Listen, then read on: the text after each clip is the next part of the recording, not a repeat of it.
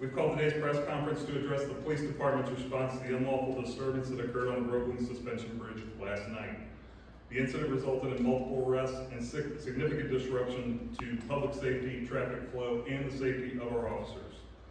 In a moment, I'm going to introduce the mayor, who will be followed by the chief of police, Brian Valeni. Chief Valeni will be showing video clips that show a different perspective than what is currently being shown in the media, online, and on social media. We want to warn you, some of the clips contain graphic language and use physical force. Please hold all questions until the end of the presentation. With that, I'd like to introduce you to our first speaker. Please welcome the Mayor of Covington, Ron Washington. Thank you, Captain.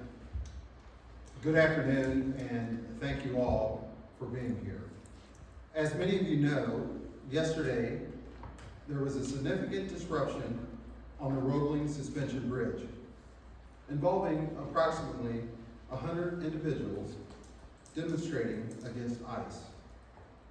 What began with just a few demonstrators blocking traffic quickly escalated into a much larger and more volatile situation that posed serious public safety concerns. When Covington police officers arrived, they encountered individuals actively blocking the south entrance of the bridge. We now know those individuals were coordinating by radio with the demonstrators actually on the bridge. The situation then quickly escalated as large numbers of demonstrators moved onto the travel portion of the bridge, creating a high tension and chaotic environment. Covington police officers met the large group of demonstrators at the middle of the bridge over the Ohio River. Covington police gave verbal commands and warnings to the crowd demonstrating on the active roadway, placing themselves, motorists, and officers at risk. The majority of demonstrators followed the direction of our officers, but a small contingent did not. Due to that small contingent of demonstrators refusing to move their demonstration to the sidewalk portion of the bridge, the situation became increasingly volatile and unfolded rapidly, resulting in a strong police response and multiple arrests.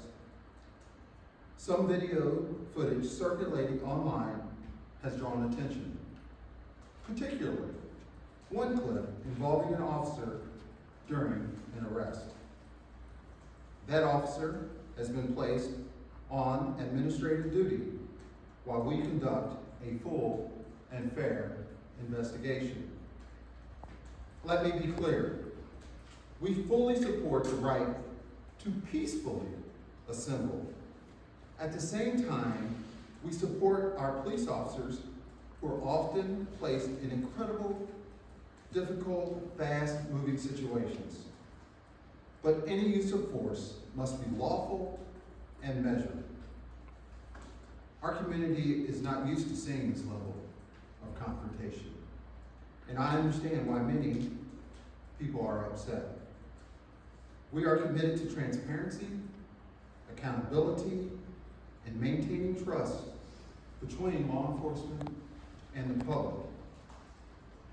In a moment, I'm going to turn it over to our police chief, Brian Valeni, who will walk you through additional video footage of the events and provide more context to CPD's response. We ask for your patience as we complete this process, and will continue to provide updates as they become available. Chief Valenti.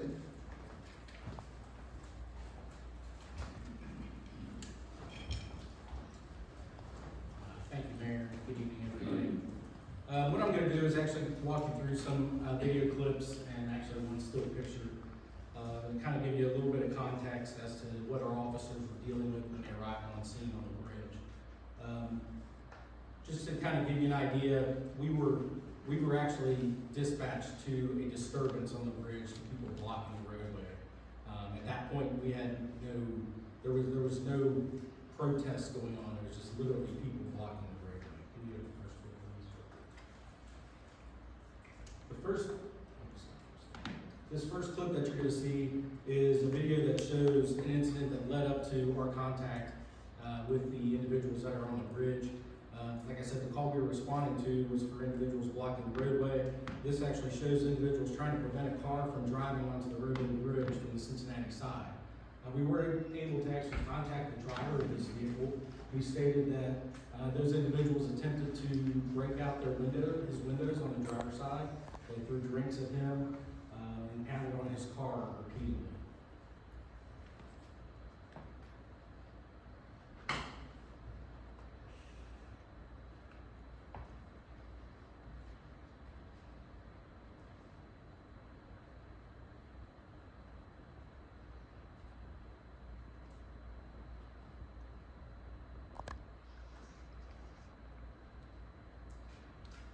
I did want to mention that this is going to be, what you're going to see is going to be a combination of videos not only from body worn camera, but also from civilian videos that have been posted to social media. That is the case of a social media post.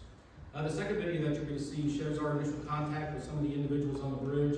Several cyclists were blocking the bridge. You could hear the people, as an officer is walking up, there's a lady yelling at one of the officers, hey, I'm just trying to go home. Individuals were given several commands to get out of the road. One person was seen communicating on a radio. And we discovered during this that there were several individuals that had radio communications and also police scanners in their possession. Go ahead and start some additional, please.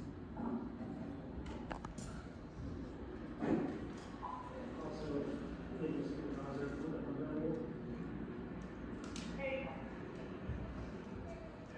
Yes, ma'am, we're gonna handle it. Yeah, I'll make sure I'll wait. Come on. You're gonna go to jail, down the road. Out the road. I'm not gonna ask you again. Get out of the road, you're going to jail. So that went on for several minutes. They gave several warnings. Two of those individuals were taken into custody. The other two individuals rode southbound back into farther into the Kentucky direction. This third video that you're going to see is a video from our initial contact with the group on the bridge. You'll hear this officer giving several commands over the PA system to get off the roadway. It's going to be 8 commands thereabouts.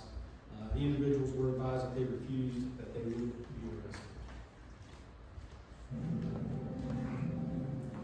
You need to get off the bridge immediately. Get onto a sidewalk. Everyone subject to arrest. Get on the sidewalk. Get on the sidewalk. I'm not talking to anybody. Get on the sidewalk.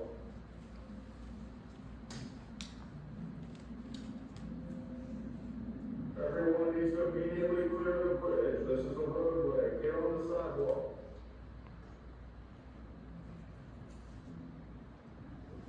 Get on the sidewalk or go to jail. Now. Get on the sidewalk or go to jail.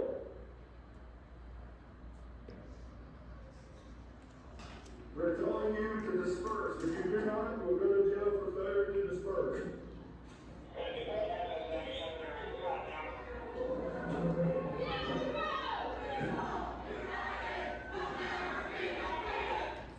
Okay, so that gives you an idea of how the crowd was blocking the roadway. Actually, there was several yards deep of people. The next video that you're going to see is an officer approaching the group, a different officer approaching the group, trying to figure out who's actually in charge. You can actually hear somebody on the loudspeaker say, unless you want to go to jail, get up on the sidewalk. That wasn't anybody from us. That was actually one of their organizers that was yelling that. So, some people were trying to, be respectful and make sure people got up on the sidewalk.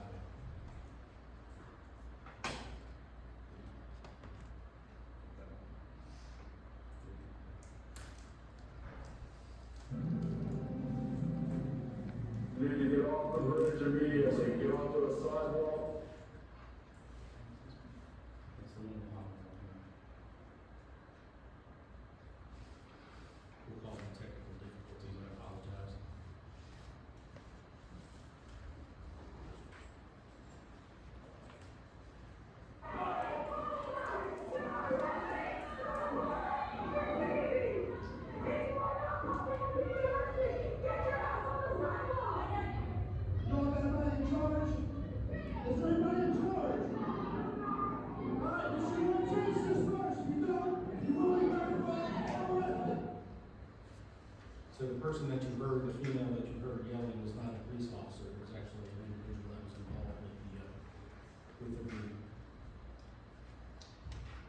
The next video that you're gonna see is you're gonna see an individual in a red hat. Pay attention to the red hat, because he's the one who comes up later also. He attempts to disarm one of our officers of his pepperball gun. After that, you see the individual square off into a fighting stance. You can also notice that the officer was surrounded by 3 different individuals while tussling over the pepperball gun.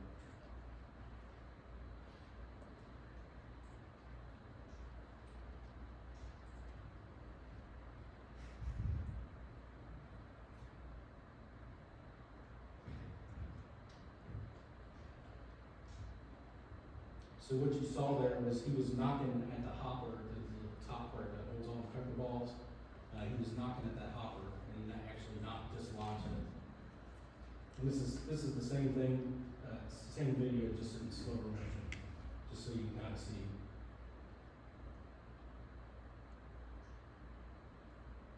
And he's grabbing it there, and he knocked. You saw the pepper balls fall down. He had knocked the hopper off.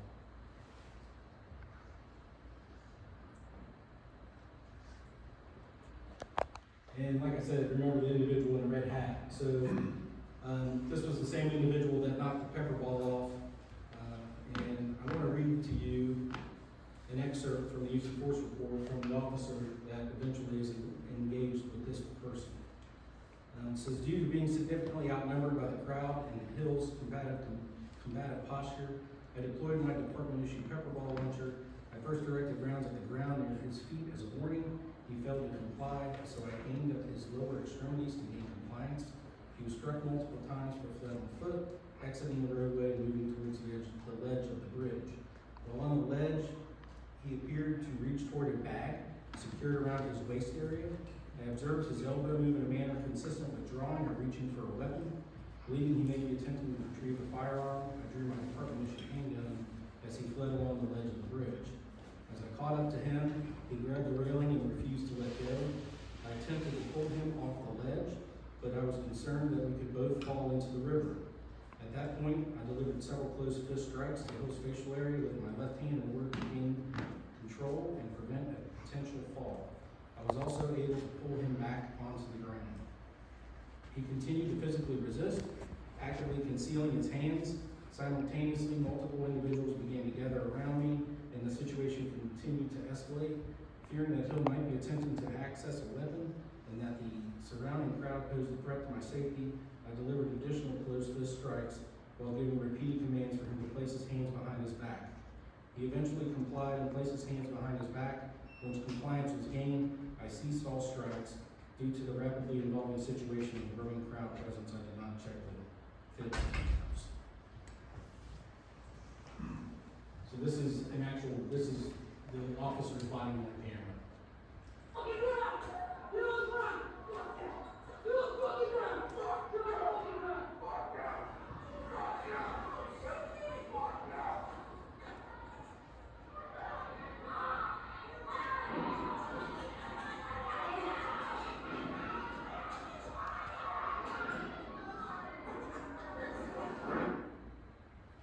So the reason why I cut off there was because at that point, he was fully engaged with that individual, so really the body camera for that officer doesn't really show anything except for, rubbing up against clothing.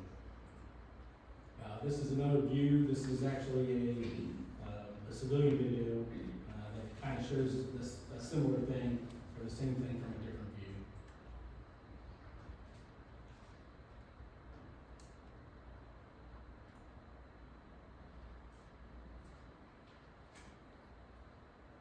One thing I want to point out is he's holding onto the railing, so the officer can't dislodge him from the railing.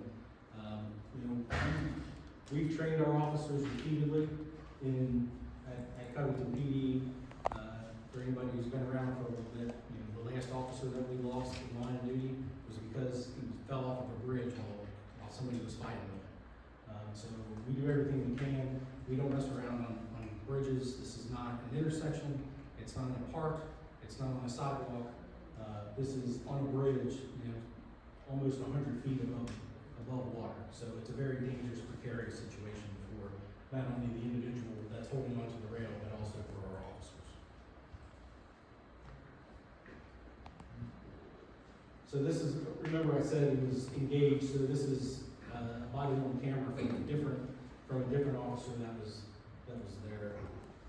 It basically shows him resisting arrest, and then once he's on the ground, you will notice he grabs onto one of the blue bridge railings as opposed to the sidewalk railing.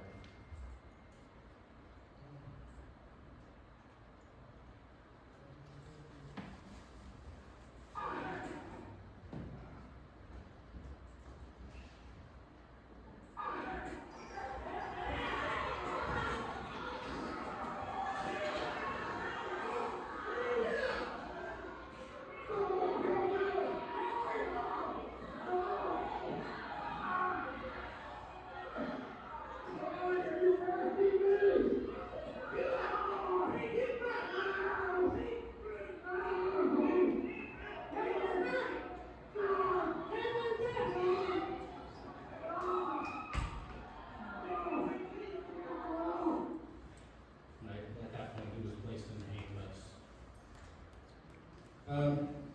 As the mayor said, we have opened up an investigation on this case. The investigation is going to look at the entire incident, not just the incident that we just saw.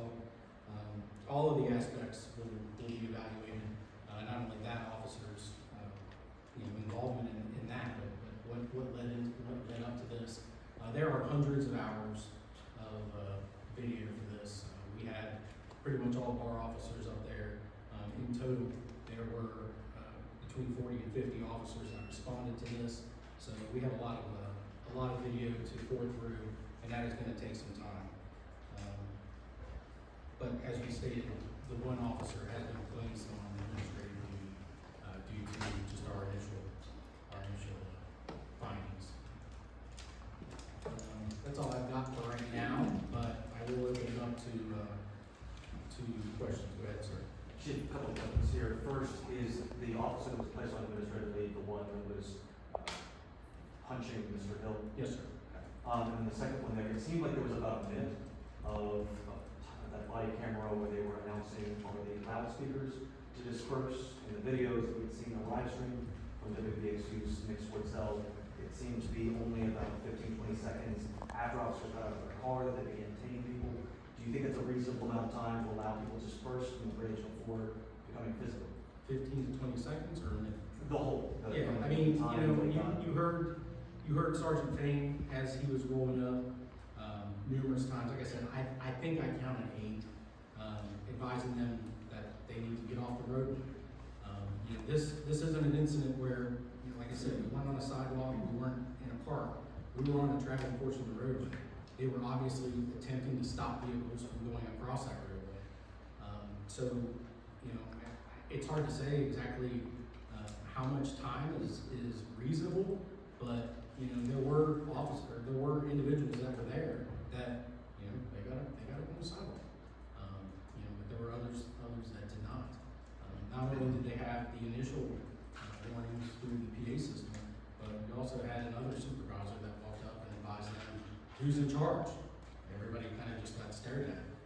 So we were trying to find out who was in charge to disengage the whole thing. But that didn't work out. And we were officers aware of the incident involving the Jeep when you all had arrived on the scene? We were advised that they were stopping vehicles from going on the roadway. We didn't know the extent of it at that point. We didn't know any of this up until we were told that somebody was blocking the bridge. We didn't know there was any sort of protest, demonstration, or anything. So that was, our first engagement with this was just when we were advised that there was a disorderly group on the bridge. Did you guys ever make contact with someone in charge? No, ma'am. How long, so the officer was placed on administrative leave, how long has he been on duty for? I don't know exactly how long he's been on duty for. He's been here several years. I would have to take a wild guess at that. As far as how long he'll be on administrative duty, that'll be determined by how long the IA investigation goes on for. Until the IA investigation is complete and there's been some sort of determination as to whether he broke laws, policies, or whatever, then he will remain on administrative duty. And I know you talked about this, but can you just kind of go into detail on how dangerous it is for law enforcement to respond to situations such as this on bridges? Right, so, I mean, this bridge is kind of a different animal anyway. You know, the roadway of the bridge itself, it's not concrete, it's not asphalt, it's that metal grating, which is very difficult to negotiate anyhow. But, you know, especially when you're talking about any of our bridges, you know, the railings tend to be only about 3.5, 4 feet high. It doesn't take a whole lot of, it sounds like it would, but it really doesn't take a whole lot of momentum to push somebody over to the other side. And once you're on the other side of that railing, there's nothing to stop you. So, you know, it is a very dangerous situation. Like I said, we tell all of our folks what happened in 1998. I was actually there that evening. I came on with Mike Parton. I actually went to high school with Mike Parton. He was a friend of mine. So, you know, we make sure that our officers are aware of the dangers that are on that bridge, because we're on the bridges all day, every day, whether it's 75 or the suspension bridge or the Clayway Bailey, it doesn't matter. We spend a lot of time on those bridges, and you know, the safety of not only the public that are up there, but our officers is of the utmost importance. And I think my last question is a lot of people who were arrested, they're believed to not have really been from the area. Are you able to speak about that at all? I'm sorry. All but 2 were from outside the area. Ma'am, I'm sorry. Sure, a couple of them. When you say all but 2 were outside the area, do you mean Northern Kentucky or Cincinnati or like? The Cincinnati area. So they were from the Cincinnati area? Most were from the Cincinnati area. Okay, great. And then, the officer that's on leave, is he being paid? Is it administrative leave or administrative duty? It's administrative duty. He is getting paid. He will be doing administrative things at the police department. He will not be out in public and patrolling those types of things. And can you give us more information about the 2 reporters who were arrested? What was the circumstances surrounding that and what happened there? I don't have a whole lot of information about that. I know the one reporter was that was right there. She didn't have any credentials whatsoever. She, as a matter of fact, didn't even have an ID on her apparently.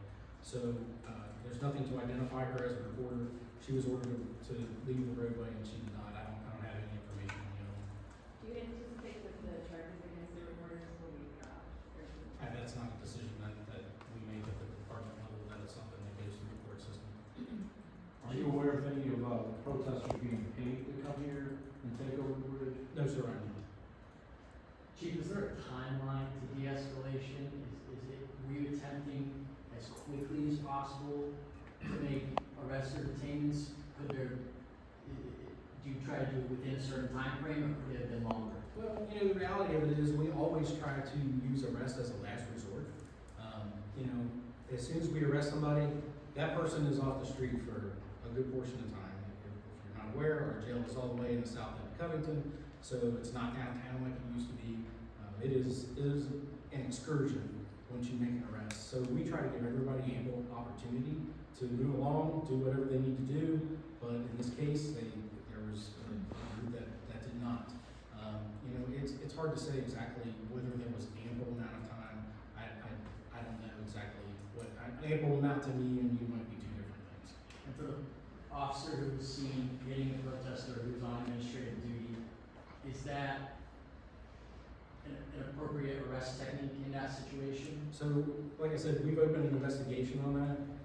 I don't want to speculate as to how that's going to turn out. We have not seen all the video that's available to us, so I really don't want to speculate as to how the results of that investigation. And for the driver of the black SUV that you made contact with, do they have any obligation to stop driving? Not really. You know, and nobody wants to hurt someone, so they're not going to, you know, they weren't going to barrel through. But, you know, it is a roadway. That individual actually was here visiting from out of town. He was trying to get from dinner back to his hotel room. So, you know, he had no idea what he had driven into. You know, basically his comments were, all I was trying to do was go around him so I could get back to my hotel room. So, you know, as far as an obligation to stop, they're not, you know, the people that were blocking the roadway, that's an unlawful activity, and it's not legal. It's not, I don't know about Ohio, but it's definitely not legal in Kentucky. It's probably not legal about the safety of the bridge and the protesters appeared like they were moving toward Covington. Why not wait until they were on, off the bridge, even on that sidewalk area? There again, I can't speculate as to how they responded there at the time. You do want to make sure that you address these situations as soon as you can. You don't want things to grow. If you look at one of the videos, there's a gentleman that's wearing all black that's jumping around the group, hyping the group up. If that continues as they go across the bridge,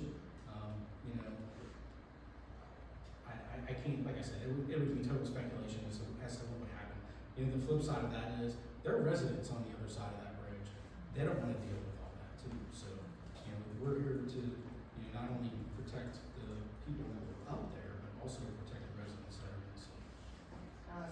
Were any weapons found on any of the protesters, either arrested and or just there? There were not any weapons found in that. Go ahead. What's required in terms of a permit for these types of events? So in this instance, because it was on the Roebling Bridge, it would have been a permit through KYTC. So there was no permit, there wasn't anything. It's my understanding that this was an actual protest, a permanent protest that started in Cincinnati. There's a smaller group that came to the foot of the Roebling Bridge and then did their thing, but the protest was not at the Roebling Bridge. I believe it was at City Hall in Cincinnati. But they don't have any, there was no permits, there was no anything as far as Kentucky was concerned. Were any of your officers injured at all? We did have some officers that had minor injuries. There were also 2 individuals that had minor injuries. Everybody was treated and released from From where? It seemed like St. Elizabeth.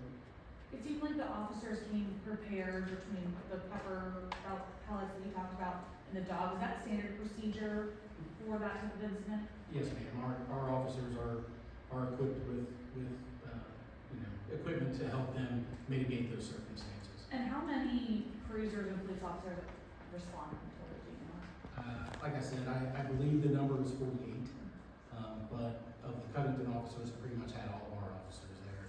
We did do what's called a county all-call, so there were other officers from other agencies, not only in Kenton, but also in Campbell County that responded.